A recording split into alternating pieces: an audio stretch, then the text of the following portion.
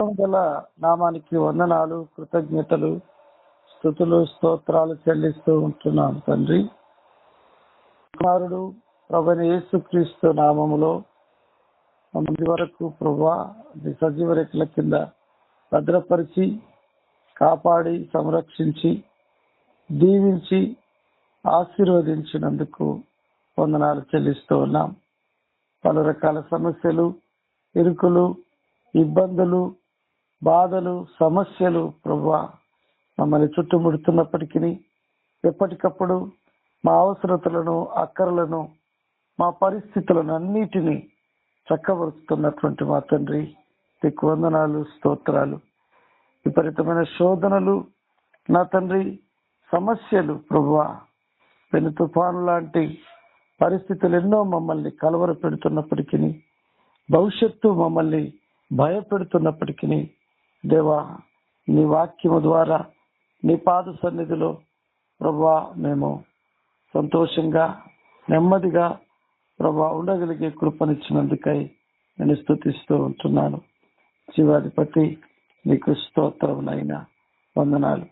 వాతావరణం అనుకూలంగా లేకపోయినప్పటికీ, పరిస్థితులు ప్రభువా అనుకూలంగా లేకపోయినప్పటికీ మీ సన్నిధిలో ఈ రీతిగా కాన్ఫరెన్స్ కాల్లో ప్రభువా నా తండ్రి నీ మాటలు చదువుకోవడానికి, ధ్యానించుకోవడానికి, ప్రభువా నేను స్తుతించడానికి, ఆరాధించడానికి మీరు చూపిన మహాకృపను బట్టి వందనాలు. దయగల తండ్రి, ఈరోజు ప్రత్యేకంగా నన్ను మమ్మలను దర్శించండి నా తండ్రి. కేవలం నీ నామానికే మహిమ కలగాలి ప్రభువా, మీరే మహిమ పొందాలి, దీవించబడాలి, మేము ఆశీర్వదించబడాలి తండ్రి. మమ్మల్ని దర్శించమని ప్రార్థన చేస్తూ ఉంటున్నాం. మా అవసరతలు, అక్కరలు గురితెరిగిన తండ్రి కనికరించమని ప్రార్థన చేస్తూ ఉంటున్నాం. దయ చూపించమని ప్రతిమాలుతూ ఉంటున్నాము తండ్రి. కనికరించండి. నీ దాసుడు బలహీనుడు ప్రభువా, నీ నామములో బలపరచమని, సహాయం చేయమని నీకే వందనాలు, కృతజ్ఞతలు, స్తోత్రాలు చెల్లిస్తూ ఉంటున్నాం. ఎవరైతే అనారోగ్యముతో, ఎవరైతే దుఃఖముతో, బాధతో ఉన్నారో నా తండ్రి, ఆ బాధలో ఉన్న వారిని ప్రభువా రక్షించమని, కాపాడమని ప్రార్థిస్తూ ఉంటున్నాం. నూతనంగా స్కూల్కు వెళ్తున్నటువంటి విద్యార్థులను ప్రత్యేకంగా దర్శించండి ప్రభువా, కనికరించండి. నూతనంగా హాస్టల్లోను, స్కూళ్ళలోను జాయిన్ అయిన వారిని మీరు జ్ఞాపకం చేసుకోండి. అనారోగ్యంగా ఉన్న వారిని మీరు స్వస్థపరచండి ప్రభువా, కృప చూపించమని ప్రార్థన చేస్తూ, అప్పుల బాధతో ప్రభువా బాధలు పడుతున్న బిడ్డలకు ఆదరణ కలిగి చేయండి, సహాయం చేయండి.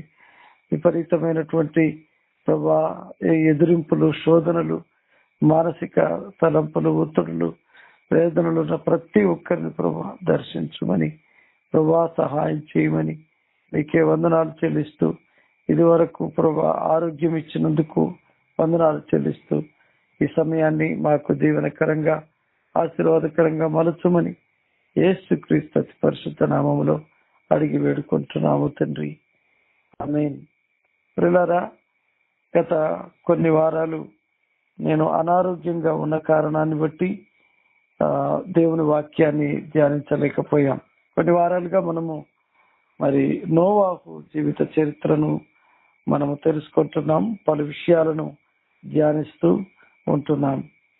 ఈరోజు కానాను శపించబడటం గురించి కొన్ని విషయాలు మనము ధ్యానం చేసుకుందాం. కానాను ఎందుకు శపించబడ్డాడు అనేటువంటి విషయాన్ని ఈరోజు మనము నేర్చుకున్నాం. ఆదికాండము 9వ అధ్యాయము 24వ వచనం నుండి 29 వరకున్న వచనాలను నేను చదువుతాను. అప్పుడు నోవాహు మత్తు నుండి మేలుకొని తన చిన్న కుమారుడు చేసిన దానిని తెలుసుకొని కానాను శపింపబడిన వాడై తన సహోదరులకు దాసుడగును అనెను. మరియు అతడు షేము దేవుడైన యెహోవా స్తుతింపబడును గాక, కానాను అతనికి దాసుడగును.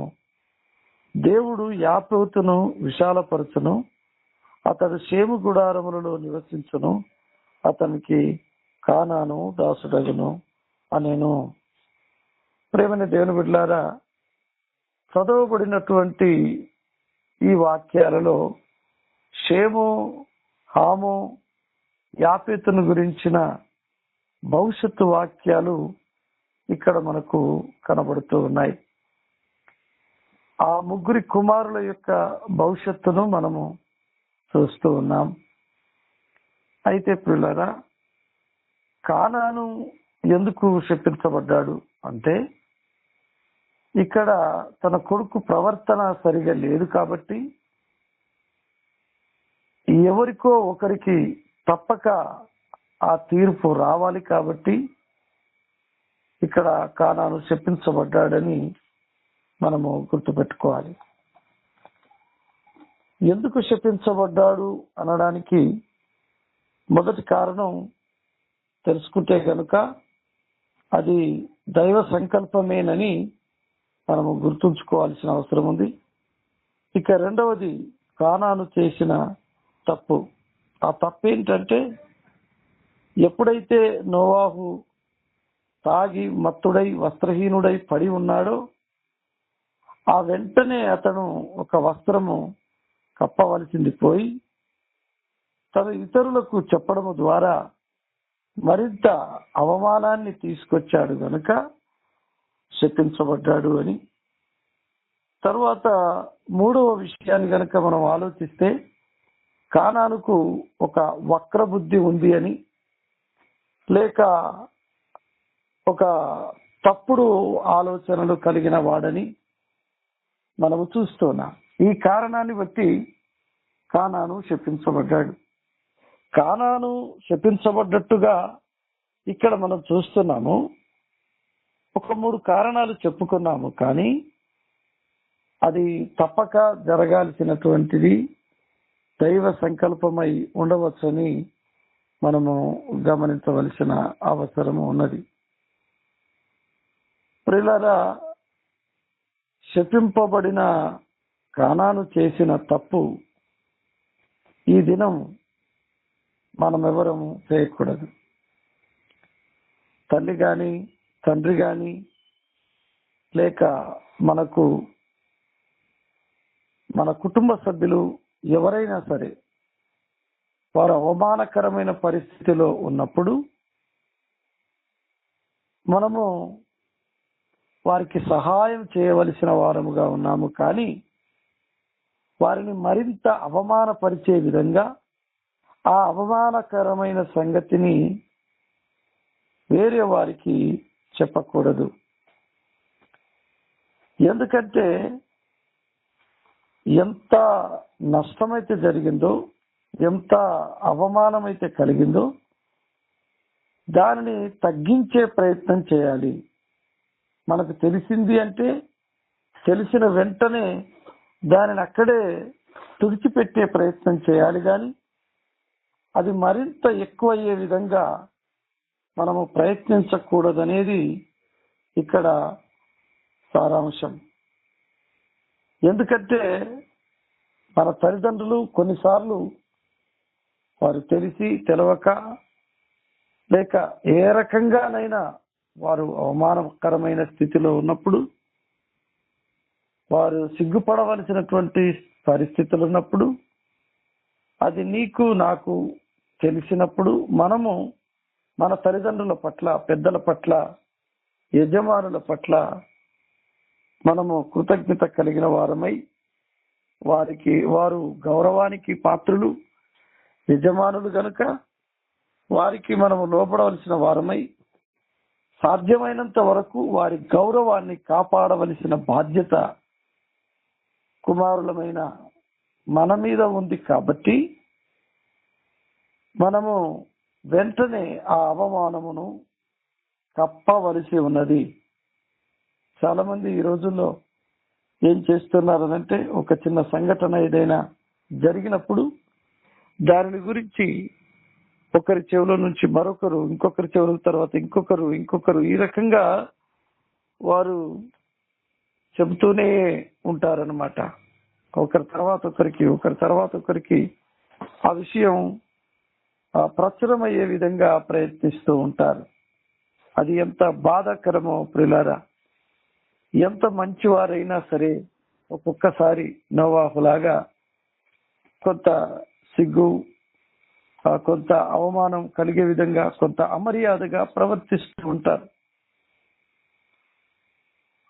అలాంటప్పుడు మనము వారి గౌరవాన్ని, వారి మానాన్ని కాపాడాల్సినటువంటి అవసరము ఎంతైనా ఉన్నదని మనం గమనించాలి.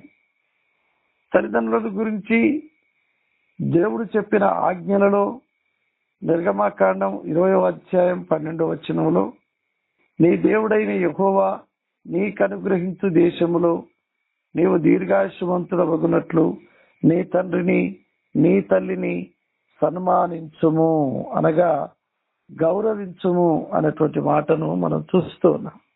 కాబట్టి వారిని సన్మానించాలి, వారిని గౌరవించాలి, వారిని ఘనపరచాలి, వారి గౌరవాన్ని మనము కాపాడేవారుగా ఉండాలి. కానీ ఇక్కడ కానాను చేసిన తప్పేమిటి అంటే, వెంటనే వెళ్ళి తన సహోదరులకు ఆ విషయాన్ని తెలియజేసినట్లుగా మనం చూస్తాం. ఆదికాండము 9వ అధ్యాయము 24వ వచనం నుంచి మనం మరొక్కసారి చదివితే అక్కడ ఏం జరిగింది అనేది మనకు అర్థమవుతుంది. దయచేసి చూడండి, నేను చదువుతున్నాను. 20వ వచనం నుంచి, నోవాహు వ్యవసాయము చేయనారంభించి ద్రాక్ష తోట వేసెను. పిమ్మట ద్రాక్షారసము త్రాగి మత్తుడై తన గుడారంలో వస్త్రహీనుడుగా నుండెను. అప్పుడు కానానుకు తండ్రి అయిన హాము తన తండ్రి వస్త్రహీనుడై ఉండుట చూసి బయటనున్న తన ఇద్దరు సహోదరులను ఆ సంగతి తెలిపెను. అప్పుడు షేమును యాపేతును వస్త్రం ఒకటి తీసుకొని తమ ఇద్దరి భుజముల మీద వేసుకొని వెనుకకు నడిచి వెళ్లి తమ తండ్రి దిశములను కప్పిరి. వారి ముఖములు వెనుక తట్టు ఉండుట వలన తమ తండ్రి దిశములను చూడలేదు. అప్పుడు నోవాహు మత్తు నుండి మేలుకొని తన చిన్న కుమారుడు చేసిన దానిని తెలుసుకొని కానాను శపింపబడిన వాడై తన సహోదరులకు దాసుడగును. పిల్లరా, ఇక్కడ తప్పు చేసింది తండ్రి అయితే కుమారుడు ఎందుకు శాపానికి గురవుతున్నాడు అనేటువంటిది మనము ఆలోచించదగ్గ విషయం. కానీ ఈ యొక్క కొడుకు అనగా ఇక్కడ వస్త్రహీనుడుగా ఉండినటువంటి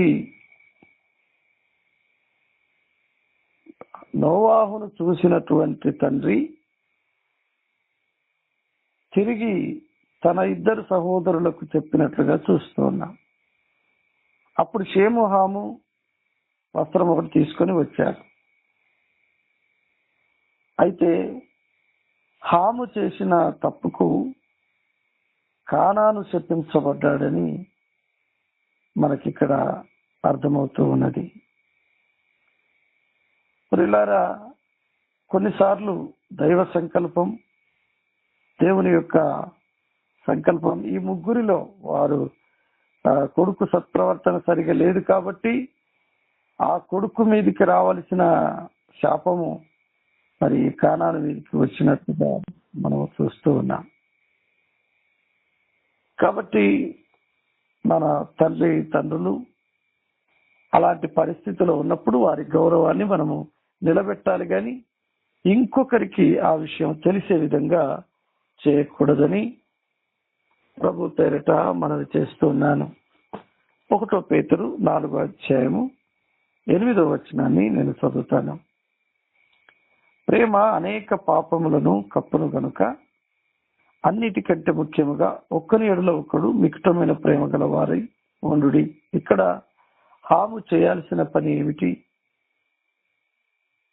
అంటే, తన తండ్రి యొక్క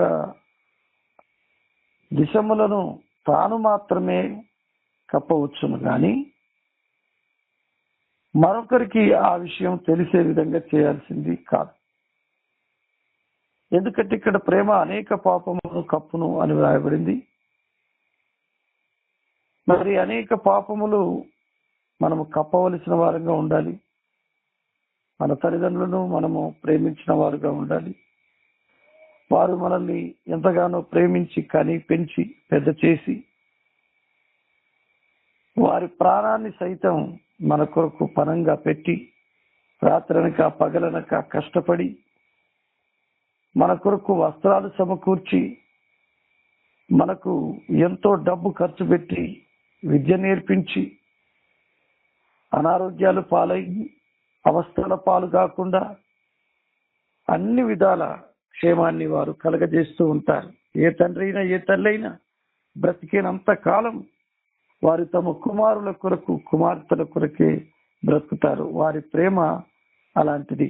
కాబట్టి మరి నిజంగా మన తండ్రి మీద తల్లి మీద మనకు ప్రేమ ఉంటే వారి పాపములు మనము కప్పేవారుగాను, వారిని క్షమించి ఆదరించేవారుగాను, ఇంకొకరికి అలాంటి సమస్య తెలియకుండా మనము కాపాడుకోవాల్సిన అవసరం ఉందని ప్రభు పేరిట మనం చేస్తున్నాను. ఈ దినాల్లో తండ్రి కూతుర్లే రచ్చకెక్కుతూ ఉన్నారు, తల్లి కొడుకులే రచ్చకెక్కుతూ ఉన్నారు. ఒక్క కుటుంబం వారే పంచాయతీలు పెట్టుకొని ఒకరి మీద ఒకరు దూషణలాడుతూ ఒకరి తప్పంటే మరొకరిది తప్పనుకొని పంచాయతీలో పరువు తీసుకుంటూ ఉన్నారు. తీరా మళ్ళీ వారే కదా కలిసి కుటుంబంలో జీవించాలి. కాబట్టి ఆ ప్రేమను మర్చిపోయి ఆ మంచితనాన్ని మర్చిపోయి ఏమాత్రము కృతజ్ఞత లేకుండా బుద్ధిహీనులై గర్విష్ఠులై అహంకారులై క్షణమాత్రముండే క్షణికమైన ఆ కోపంలో కుటుంబ పరువును తాకట్టు పెట్టేవారు ఈ దినాల్లో ఎంతో మంది ఉన్నారు. ప్రియమైన సహోదరి సహోదరులారా, దేవుని బిడ్డలారా, ఈ వాక్య భాగాన్ని బట్టి నేను ప్రభు పేరట మిమ్మల్ని హెచ్చరించేది ఏమిటంటే, మీరు మీ తల్లిని తండ్రిని ప్రేమిస్తున్నారా? వారు మీకోసం చేసిన దానికి మీరు కృతజ్ఞత కలిగి ఉన్నారా? వారు చేసిన సహాయాలు అప్పుడే మర్చిపోతున్నారా? కాబట్టి దేవుని బిడ్డలారా, ఇక్కడ మనము తప్పుడు పనులు చేయకూడదని, వారిని గౌరవించాలని, వారి గౌరవాన్ని కాపాడాలని నేర్చుకుంటూ ఉన్నాం. ఆది కాండంలోనికి వెళ్ళిపోతే ఒక భాగాన్ని నేను చదవాలని అనుకుంటున్నాను. 49 ఆది కాండం 1వ వచనాన్ని నేను చదువుతాను. యాకోబు తన కుమారులకు క్షమించాలి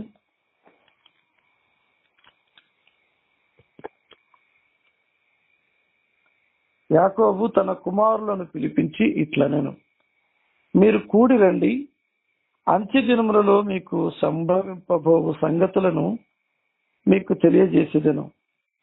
యాకోబు కుమారులారా, కూడి వచ్చి ఆలకించుడి, మీ తండ్రి అయిన ఇశ్రాయేలు మాట వినుడి. రూబేను, నీవు నా పెద్ద కుమారుడవు, నా శక్తియు నా బలము యొక్క ప్రథమ ఫలమును, ఔన్నత్యాతిశయమును బలాతిశయమును నీవే. నీళ్ల వలె చంచలుడవై నీవు అతిశయము పొందవు. నీ తండ్రి మంచము మీదకెక్కితివి, తనను అపవిత్ర పరిస్థితివి. అతడు నా మంచం మీదకెక్కెను. సిమియోను, లేవి అను వారు సహోదరులు, వారి ఖడ్గములు బలత్కారపు ఆయుధములు. నా ప్రాణమా, వారి ఆలోచనలో చేరవద్దు. నా ఘనమా, వారి సంగముతో కలుసుకొనవద్దు. వారు కోపం వచ్చి మనుషులను చంపిరి, తమ స్వేచ్ఛ చేత ఎద్దుల గుదికాలి నరములను తెగగొట్టిరి.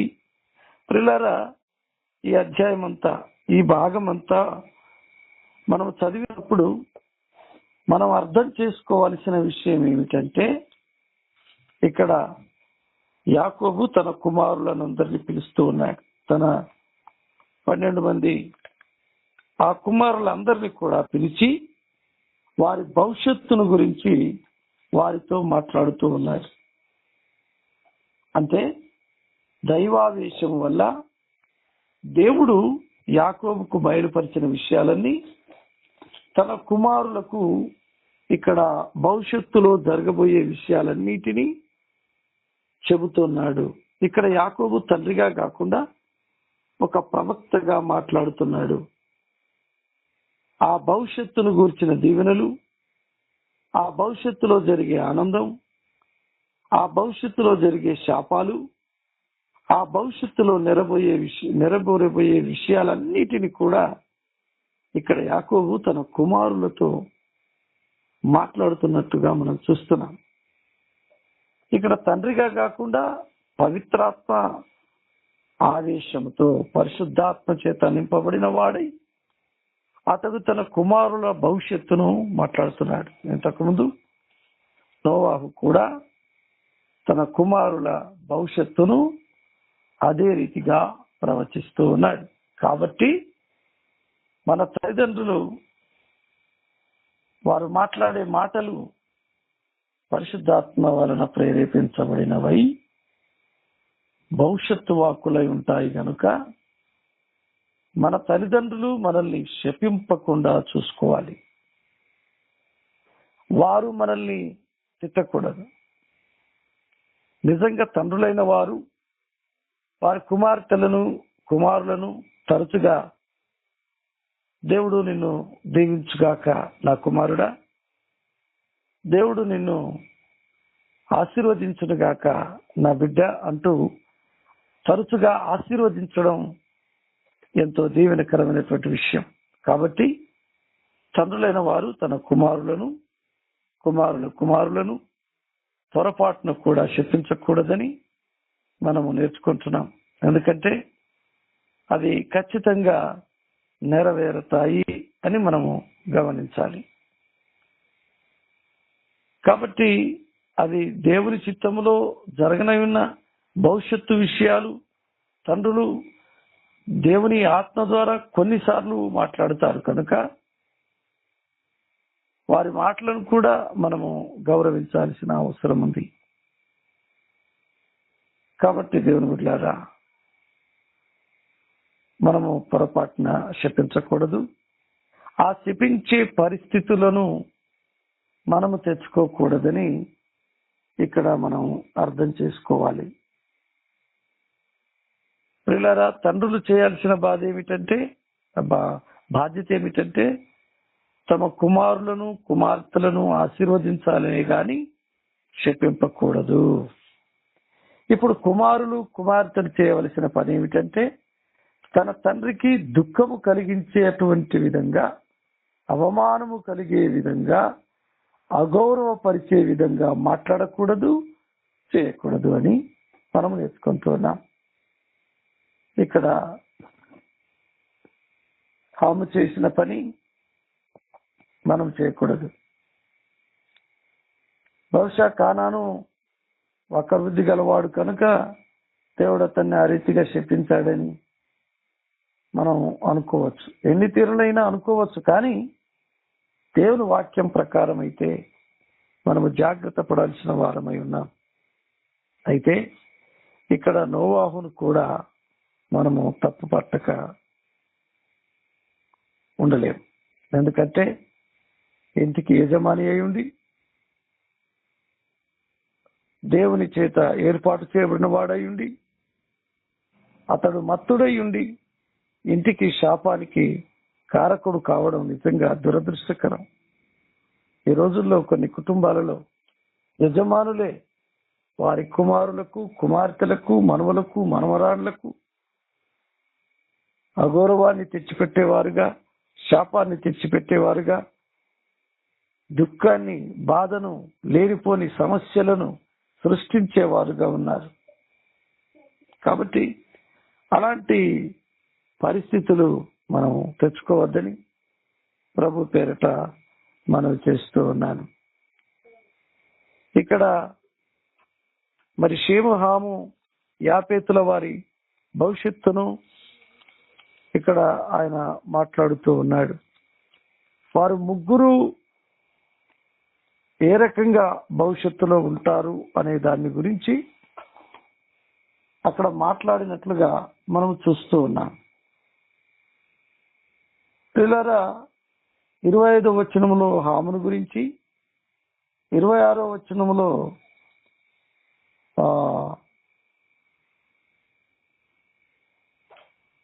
షేమును గురించి, 27వ వచనములో యాపేతును గురించి రాయబడ్డట్లుగా మనం చూస్తూ ఉన్నాం.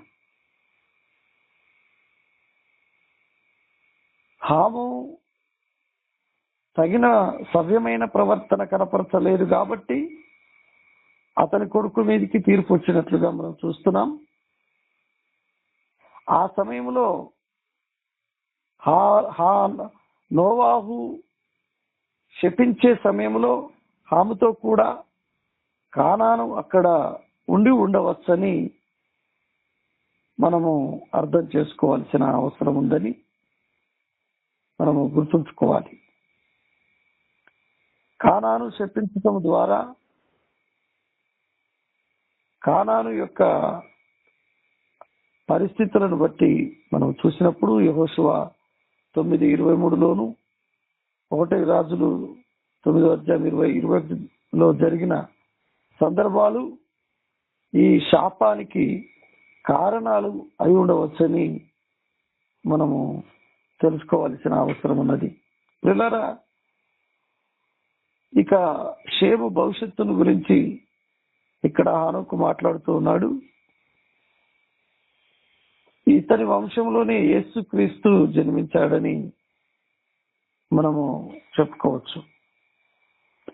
షేము వంశం నుంచి రక్షణ వచ్చింది అని మనం తెలుసుకోవచ్చు. ఎందుకంటే ఆ అంశం నుంచే యేసు ప్రభుల వారు జన్మించారు. ఇకపోతే యాపేతు గురించి దేవుడు మరి మాట్లాడిన మాట,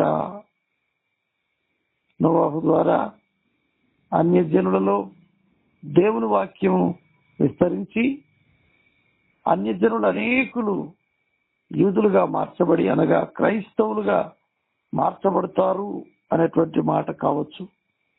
గుడారాలలో కాపురం ఉంటాడు అనే మాటకు షేము ఆశీర్వాదాల్లో ఇతను భాగం పంచుకుంటాడు అని అయి ఉండవచ్చు, అర్థమై ఉండవచ్చు.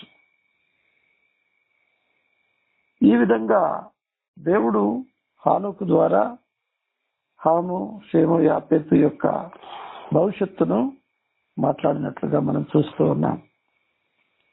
కాబట్టి దేవుని బిడ్డలారా, ఇప్పుడు ఇంతకుముందు ఆదికాండం 49:1 వచనంలో మరి యాకోబు, ఇశ్రాయేలు అని పిలువబడినటువంటి యాకోబు తన కుమారులను మరి వారి యొక్క భవిష్యత్తును గురించి మాట్లాడినట్లుగా మనం చూస్తాం. అదే రీతిగా యాకోబు ఏశావులను, ఇస్సాకు ఒకరిని ఆశీర్వదించి మరొకరిని శపించినట్లుగా కూడా మనం చూస్తున్నాం. ఆ సందర్భం ఇక్కడ యాకోబు మోసగించాడు, కానీ తండ్రి అయిన ఇస్సాకు నుండి కలిగినటువంటి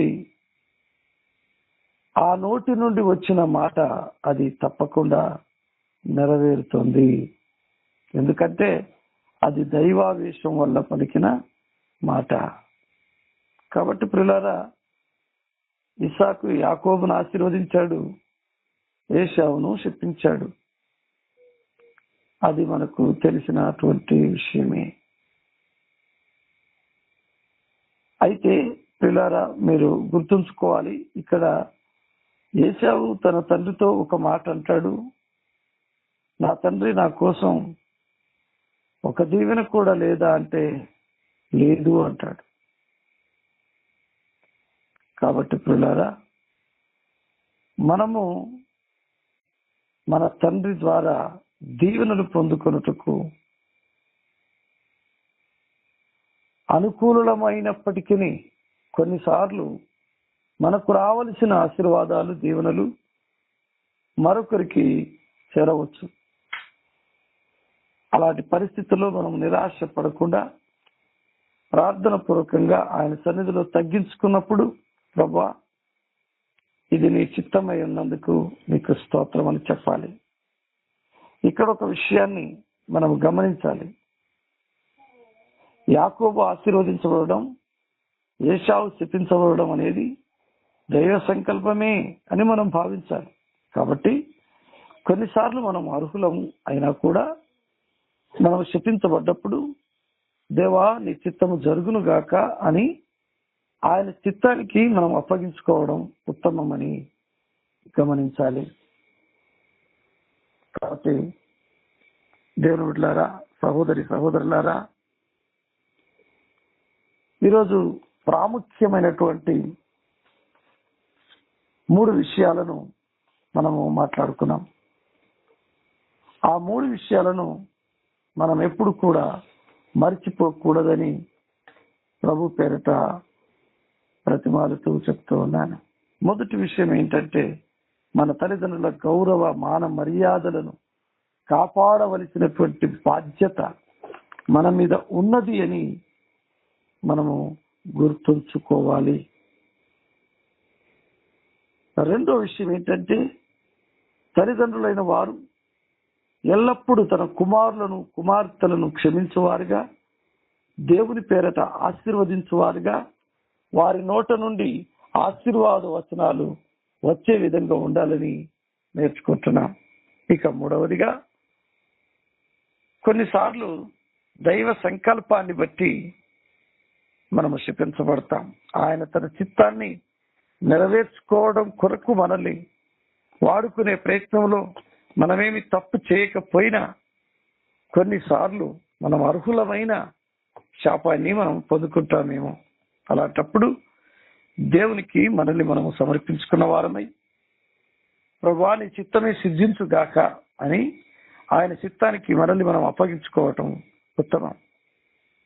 ఈ 3 విషయాలను మనం మనసులో ఉంచుకొని ప్రార్థన పూర్వకంగా మనం సిద్ధపాటుతో ఆయన రాకడ కొరకై ఎదురు చూద్దాం. దేవుడు ఈ వాక్యాన్ని దీవించునుగాక.